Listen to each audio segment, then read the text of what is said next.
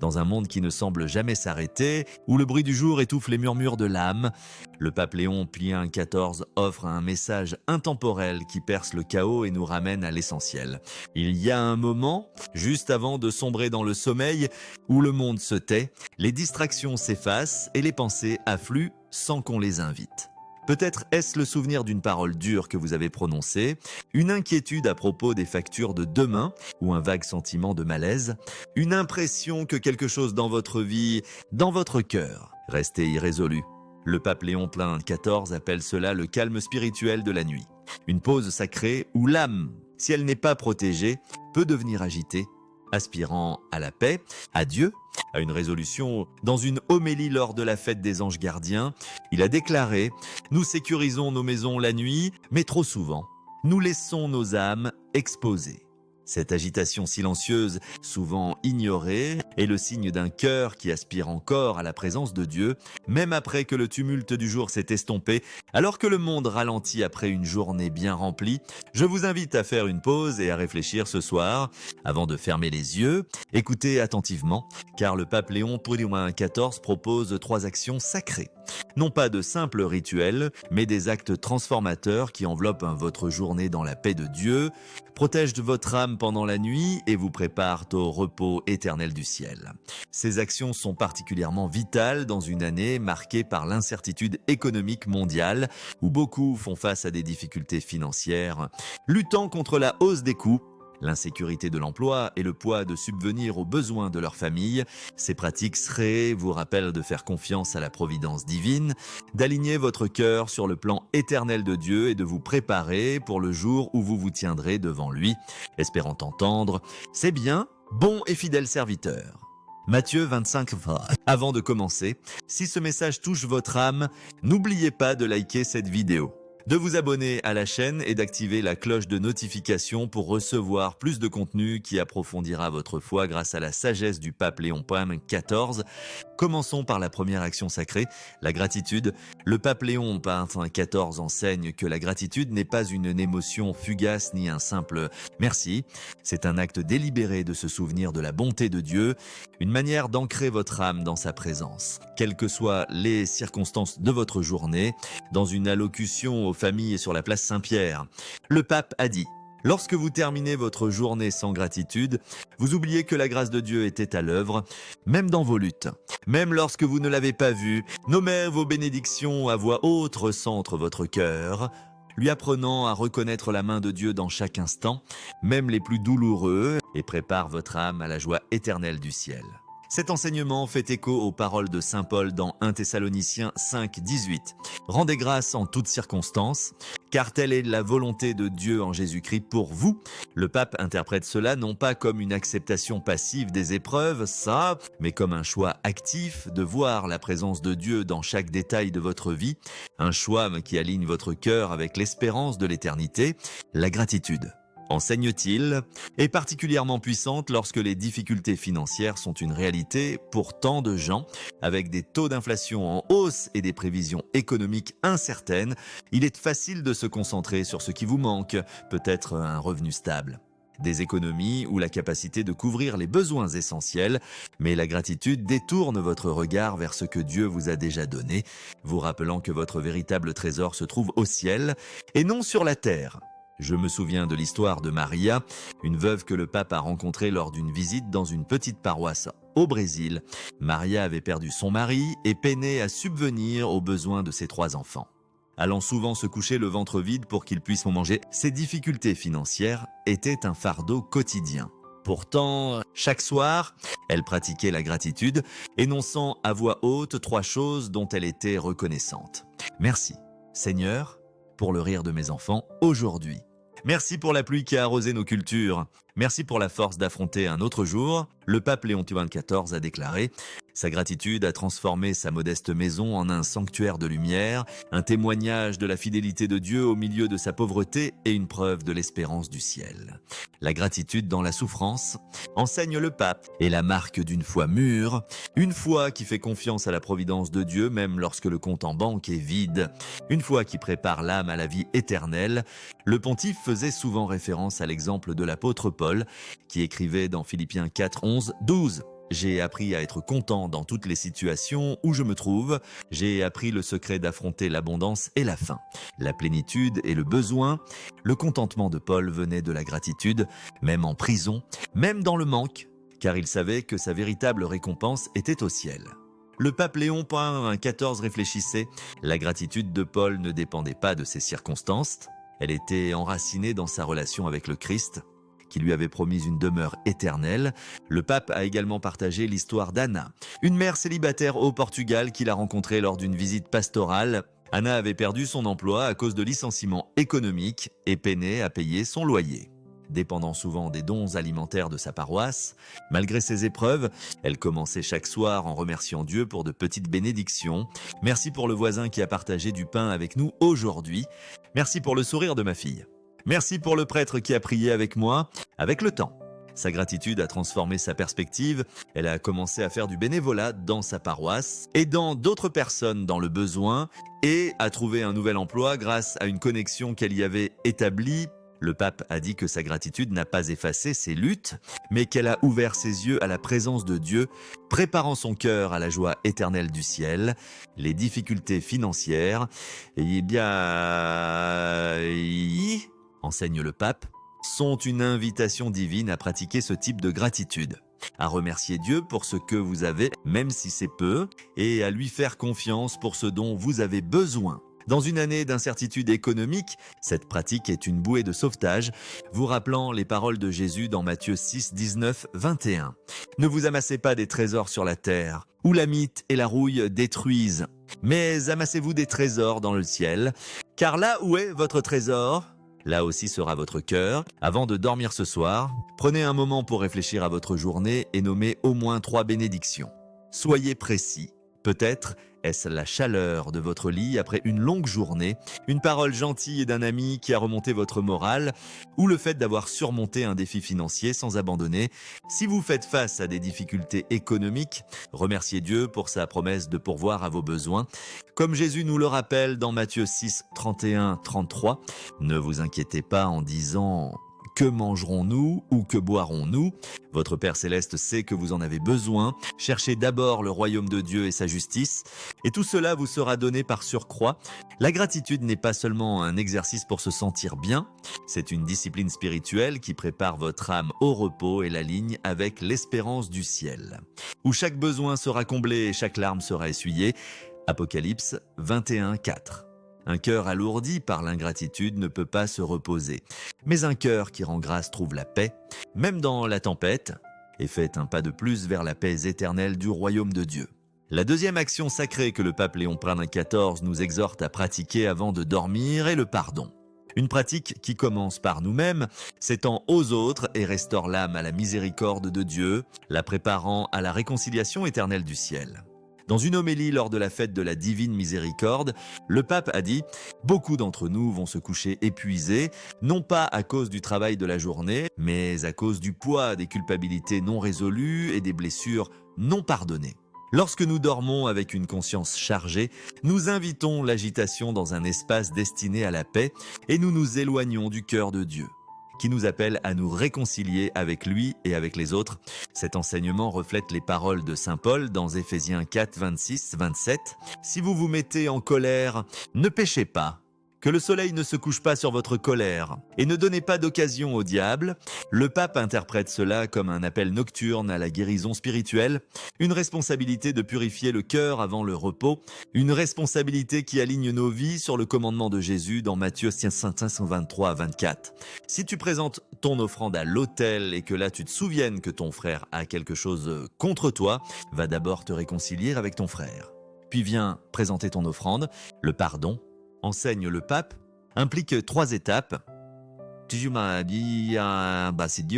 Chacune étant un pas vers la liberté qui prépare l'âme au ciel. D'abord, vous devez reconnaître vos propres fautes avec honnêteté, sans jugement sévère, mais avec une vérité douce. Le pape suggère de vous demander « Qu'ai-je fait aujourd'hui qui n'a pas reflété l'amour du Christ ?» Ai-je été impatient avec mon conjoint à cause d'un désaccord financier, peut-être en lui parlant sèchement parce que je suis stressé par notre budget? Ai-je nourri du ressentiment envers un collègue qui a obtenu une promotion alors que je lutte pour payer mes factures? Ai-je ignoré quelqu'un dans le besoin parce que j'étais trop concentré sur mes propres manques? Il ne s'agit pas de s'auto-condamner, il s'agit de vous voir comme Dieu vous voit, un pécheur ayant besoin de grâce. Un pécheur pour lequel le Christ est mort pour le racheter. Comme Romains 5,8 nous le rappelle, Dieu prouve son amour pour nous en ce que, lorsque nous étions encore pécheurs, le Christ est mort pour nous. La deuxième étape est de demander le pardon de Dieu dans une confession silencieuse et personnelle, un moment d'intimité avec le Seigneur avant de dormir. Parlez-lui directement en nommant vos échecs. Seigneur, j'ai été unkind aujourd'hui. J'ai laissé l'inquiétude à propos de l'argent me consumer et j'ai parlé durement à ma famille. Pardonne-moi. Le pape Léon XIV citait souvent saint Augustin qui priait chaque soir. Seigneur, j'ai trébuché, mais je viens à toi. Lave-moi et laisse-moi reposer dans ta miséricorde. Cet acte de confession ne consiste pas à gagner le pardon. Le sacrifice du Christ sur la croix l'a déjà assuré, mais à ouvrir votre cœur pour recevoir la miséricorde qu'il offre librement. Une miséricorde qui vous prépare pour le jour où vous vous tiendrez devant lui dans l'éternité. Comme 1 Jean 1,9 le promet, si nous confessons nos péchés, il est fidèle et juste pour nous pardonner nos péchés et nous purifier de toute injustice. La troisième étape que le pape souligne avec urgence est de vous pardonner vous-même, une étape avec laquelle beaucoup luttent, surtout lorsque les difficultés financières amplifient les sentiments d'échec. Il a dit: trop de catholiques croient au pardon de Dieu, mais restent prisonniers de l'auto-accusation, comme si leur culpabilité était plus forte que sa grâce. Refuser de se pardonner, c'est douter du pouvoir de la rédemption du Christ, douteur de la promesse du ciel. Où toute honte sera lavée. J'ai rencontré un homme nommé Carlos qui luttait avec la culpabilité à cause d'une entreprise commerciale échouée qui avait laissé sa famille dans des difficultés financières. Il avait emprunté de l'argent pour ouvrir une petite boutique dans son village, espérant offrir une vie meilleure à sa femme et ses enfants, mais l'entreprise a échoué lors d'une récession économique. Il ne pouvait pas rembourser ses dettes, laissant sa famille dépendante de la charité de leur paroisse. Chaque soir, il revivait ses erreurs, incapable de lâcher prise, se sentant comme un échec en tant que pourvoyeur. Mari et père, le poids de sa culpabilité était aggravé par les défis économiques où il voyait d'autres personnes lutter aussi. Mais il se blâmait de ne pas avoir été préparé. Mais après avoir entendu l'enseignement du pape Léon XIV lors d'une retraite paroissiale, Carlos a décidé de changer sa routine nocturne. Ce soir-là, il a prié: « Seigneur, j'ai échoué, mais je fais confiance à ta miséricorde. Je me pardonne comme tu m'as pardonné. » Pour la première fois depuis des années, il a dormi paisiblement, son cœur plus léger, son âme restaurée. Et il a ressenti un espoir renouvelé dans la promesse de Dieu de la vie éternelle, un espoir enraciné dans le psaume 103:12. Aussi loin que l'Orient est de l'Occident, il éloigne de nous nos transgressions. Le pardon ne s'arrête pas à vous-même, il doit s'étendre vers l'extérieur, surtout lorsque les difficultés financières entraînent des tensions, de l'amertume ou de l'envie envers les autres, dans une année de difficultés économiques. Les relations ont été mises à rude épreuve. Peut-être ressentez-vous du ressentiment envers un ami qui prospère pendant que vous peinez à acheter des provisions, ou êtes-vous en colère contre un membre de la famille qui n'a pas aidé lorsque vous avez fait face à une expulsion? Ou vous sentez-vous trahi par un partenaire commercial dont les actions vous ont endetté? Le pape Léon XIV enseigne que le pardon ne consiste pas à effacer la douleur. Il s'agit de refuser de laisser cette douleur empoisonner votre paix, de choisir le chemin du ciel où tout sera réparé. Il a partagé l'histoire de Lucia, une jeune femme qu'il a rencontrée en Pologne, qui avait été trompée par un partenaire commercial pendant une période d'instabilité économique. Son partenaire avait mal géré les fonds, laissant Lucia endettée et incapable de soutenir ses parents âgés, qui dépendaient d'elle pour leurs soins. Pendant des mois, elle se couchait avec de la colère dans le cœur, revivant la trahison, son sommeil agité, ses rêves remplis d'anxiété. Mais une nuit, après avoir entendu les paroles du pape sur le pardon lors d'une émission de radio, elle a prié: « Seigneur, je libère cette personne à toi, je choisis le pardon, même si je ne le ressens pas encore. » Le lendemain matin, elle a ressenti un changement, toute la douleur n'avait pas disparu. Mais l'amertume commençait à s'estomper et elle a ressenti une paix qui la dirigeait vers l'éternité, une paix qui faisait écho aux paroles de Jésus dans Jean 16, 33. « Dans le monde, vous aurez des tribulations, mais prenez courage, j'ai vaincu le monde. » Le pape a dit, c'est le miracle du pardon. Il ne change pas toujours le passé, mais il libère toujours votre avenir. Préparant votre âme à la réconciliation éternelle du ciel, Jésus lui-même a enseigné dans Matthieu 6, 14, 15 « Si vous pardonnez aux autres leurs offenses, votre Père céleste vous pardonnera aussi. Mais si vous ne pardonnez pas aux autres leurs offenses, votre Père ne pardonnera pas non plus vos péchés.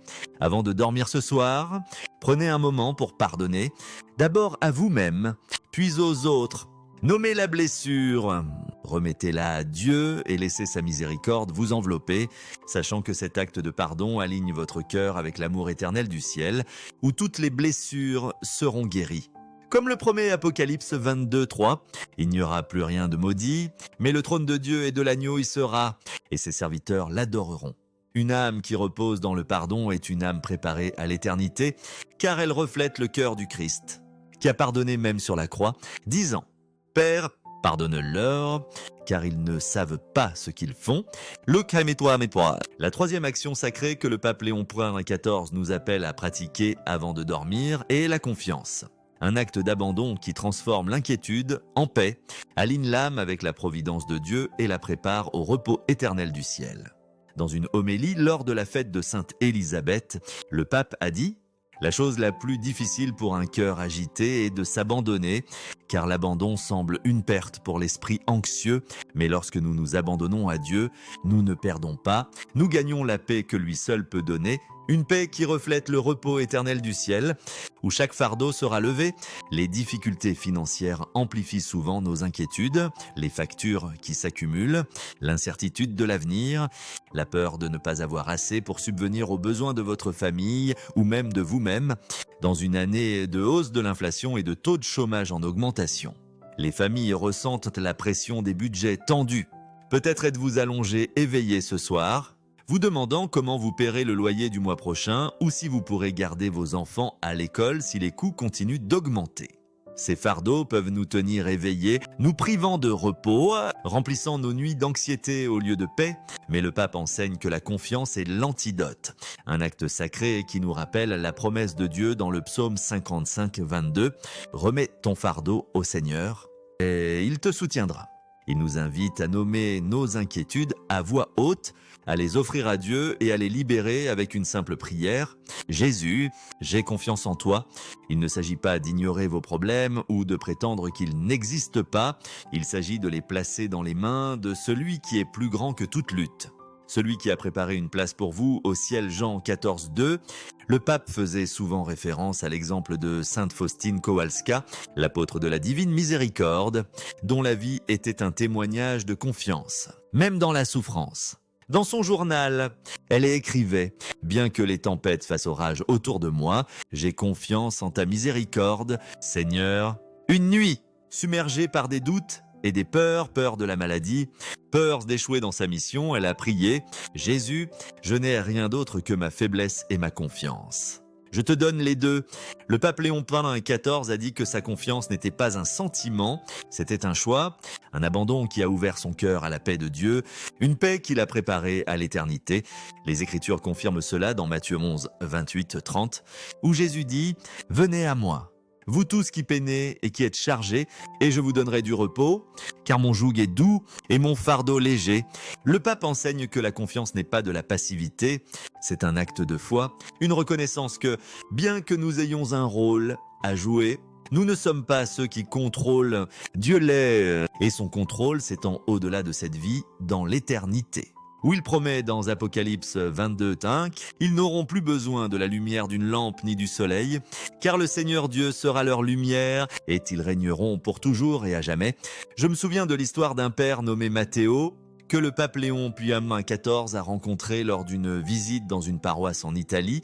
Matteo était un père célibataire qui luttait pour subvenir aux besoins de ses deux filles après avoir perdu son emploi lors de la fermeture d'une usine.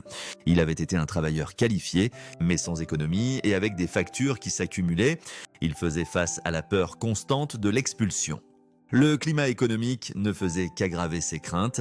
Les rapports d'actualité parlaient d'une récession imminente et Matteo craignait de ne jamais retrouver un emploi stable. Il restait souvent éveillé tard, calculant ses dépenses, cherchant des emplois en ligne, son esprit s'emballant avec la peur d'échouer à ses enfants. Chaque nuit, il restait éveillé, inquiet pour leur avenir. Aurait-il assez à manger? Pourrait-il garder un toit au-dessus de leur tête? Son anxiété était aggravée par la honte qu'il ressentait, incapable de pourvoir comme autrefois, ressentant le poids des attentes de la société en tant que père et pourvoyeur. Mais après avoir entendu l'enseignement du pape sur la confiance lors d'une mission paroissiale, Matteo a décidé d'essayer quelque chose de nouveau. Ce soir-là, il a prié « Seigneur, je te donne mes peurs, mes filles nous financent, notre demain, j'ai confiance en toi. » Il n'a pas arrêté de travailler pour subvenir à leurs besoins. Il a continué à chercher un emploi, à budgétiser soigneusement, à demander de l'aide à sa paroisse lorsque nécessaire, mais il a cessé de porter le fardeau seul. Au cours des mois suivants, il a trouvé un nouvel emploi grâce à une connexion à l'église, un travail de livreur qui lui a permis de rembourser sa dette lentement et de subvenir aux besoins de ses filles. Matteo a attribué sa paix à cet acte nocturne de confiance, disant « Je m'inquiète encore parfois, mais je sais que Dieu est avec moi et je sais qu'il prépare une meilleure demeure pour nous au ciel. » Le pape a réfléchi. La confiance ne change pas toujours vos circonstances immédiatement, mais elle change toujours votre cœur, vous préparant à la paix éternelle du ciel, où chaque inquiétude sera remplacée par la joie, les difficultés financières. Enseigne le pape sont souvent un test de confiance, un rappel de s'appuyer sur Jéhovah, le Dieu qui pourvoit. Genèse 22:14.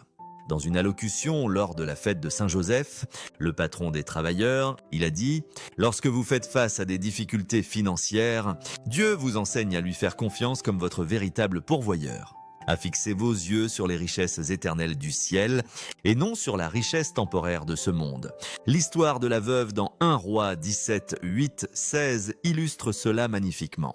Pendant une famine, le prophète Élie lui a demandé du pain, mais elle n'avait qu'une poignée de farine et un peu d'huile, à peine assez pour un dernier repas pour elle et son fils.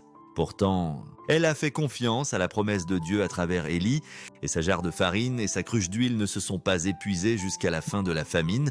Le pape Léon XIV a dit que sa confiance dans la provision de Dieu l'a soutenu à travers la pénurie. Tout comme votre confiance peut vous soutenir à travers les luttes financières, vous orientant vers l'abondance du ciel. Le pape a également souligné l'exemple des Israélites dans le désert, qui faisaient face à la pénurie mais recevaient la manne du ciel chaque jour, Exode 16:4. Ils ne pouvaient pas la thésauriser, ils devaient faire confiance à Dieu pour la provision quotidienne. Une leçon pour nous aujourd'hui, alors que nous naviguons dans les défis économiques. Avant de dormir ce soir, nommez vos fardeaux, vos inquiétudes financières, vos tensions familiales, vos peurs de l'avenir et remettez-les à Dieu. Disant « Jésus, j'ai confiance en toi ». Imaginez placer chaque inquiétude dans une boîte étiquetée « Les soins de Dieu ». Fermez le couvercle et laissez Dieu la tenir pendant la nuit. Cet acte de confiance sanctifie votre repos, vous rappelant que Dieu travaille pendant que vous dormez et il aligne votre cœur avec l'espérance de l'éternité, où chaque fardeau sera levé pour toujours, comme le promet Isaïe 40:31. Ceux qui espèrent en le Seigneur renouvelleront leurs forces, ils s'élèveront sur des ailes comme des aigles, ils courront et ne se lasseront pas, ils marcheront et ne s'évanouiront pas. Pour comprendre la puissance de ces 3 actions sacrées, gratitude, pardon et confiance, le pape Léon XIV faisait souvent référence à la vie des saints, dont les pratiques nocturnes nous montrent ce que signifie vivre pleinement pour Dieu, même dans les moments calmes avant le sommeil, préparant leurs âmes au repos éternel du ciel. Il parlait fréquemment de Saint Jean Vianney, le saint patron des prêtres, qui faisait face à des attaques spirituelles et à l'épuisement physique, mais terminait chaque jour avec gratitude. Même au milieu de ces luttes, le pape partageait, après des heures à entendre des confessions, souvent tard dans la nuit, Saint Jean Vianney s'agenouillait et remerciait Dieu pour les âmes qu'il avait aidées, pour la grâce de servir, même pour sa fatigue, qu'il offrait comme un don à Dieu. Sa gratitude ne dépendait pas de la facilité, elle était enracinée dans la foi, une foi qu'il a préparée au ciel, où il entendrait les paroles d'Apocalypse 2:10. Sois fidèle jusqu'à la mort, et je te donnerai la couronne de la vie. Sainte Thérèse d'Avila. Mystique et réformatrice. Incarner le pardon, même face aux épreuves, malgré l'opposition au sein de l'Église, les accusations d'hérésie, les luttes financières pour financer ses couvents et les trahisons de ceux en qui elle avait confiance. Elle pardonnait à ceux qui la méprenaient.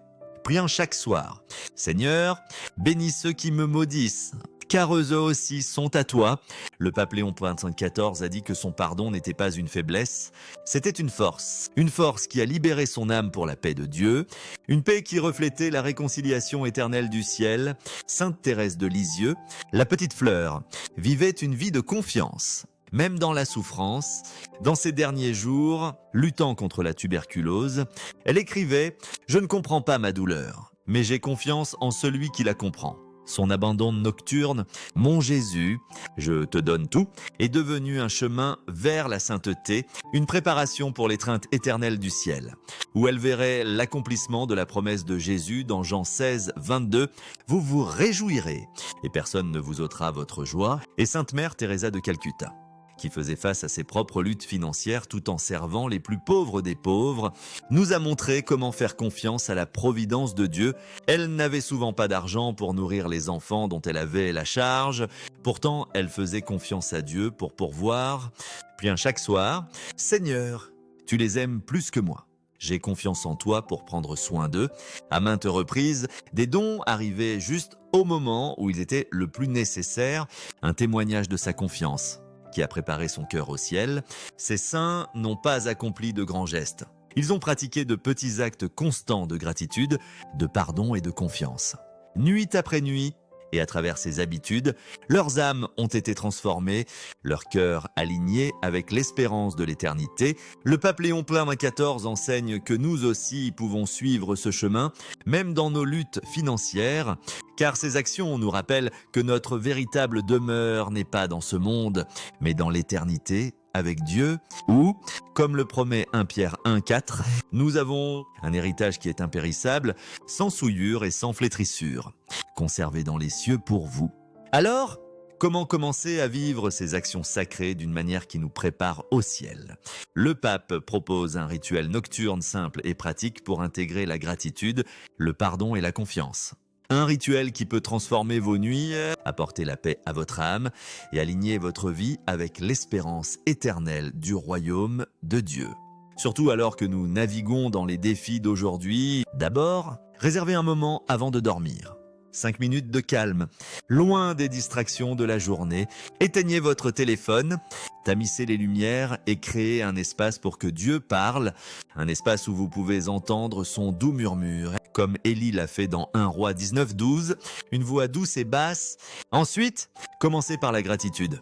Réfléchissez à votre journée et nommez 3 bénédictions à voix haute. Merci, Seigneur, pour ma santé, pour l'encouragement d'un ami, pour ta promesse de pourvoir. Soyez précis, surtout si vous faites face à des difficultés financières. Remerciez Dieu pour ce que vous avez, même si ce n'est qu'un repas, un toit ou sa présence, faisant confiance à lui pour ce dont vous avez besoin, sachant qu'il prépare une demeure éternelle où vous ne manquerez de rien. Troisièmement, examinez votre cœur pour le pardon. Demandez-vous: où ai-je failli aujourd'hui? Qui ai-je blessé?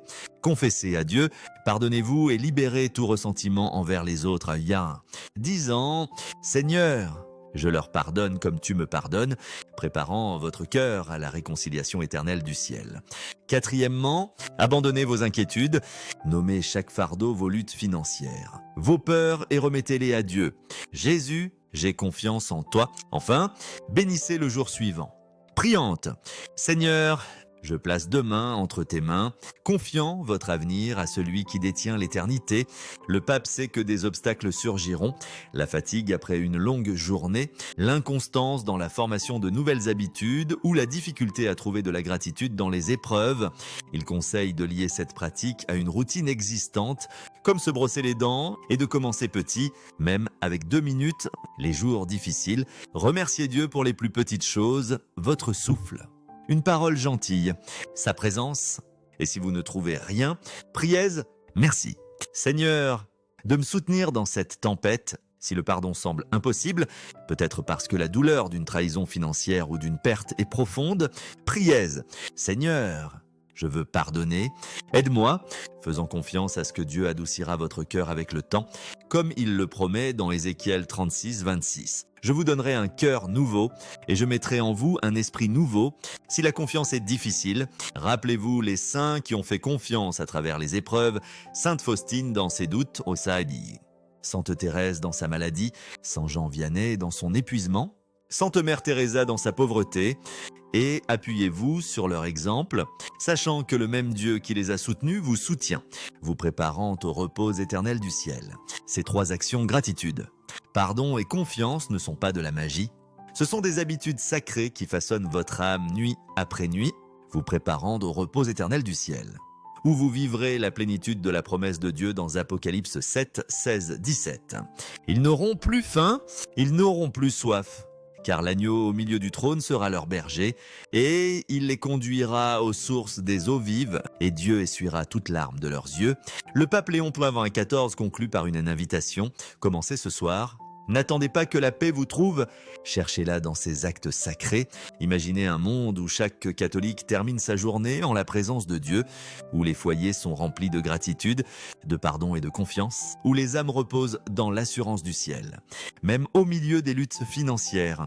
Si ce message a touché votre cœur, likez cette vidéo, abonnez-vous et activez la cloche de notification pour recevoir plus d'enseignements du pape Léon XIV. Commentez. Je suis prêt pour la paix et partagez ceci avec quelqu'un qui a besoin de l'entendre. Peut-être un ami qui lutte avec ses finances ou un proche qui cherche un repos spirituel. Que vos nuits soient sanctifiées et que votre âme soit préparée à la joie éternelle du ciel, où vous reposerez pour toujours dans les bras de celui qui vous aime au-delà de toute mesure.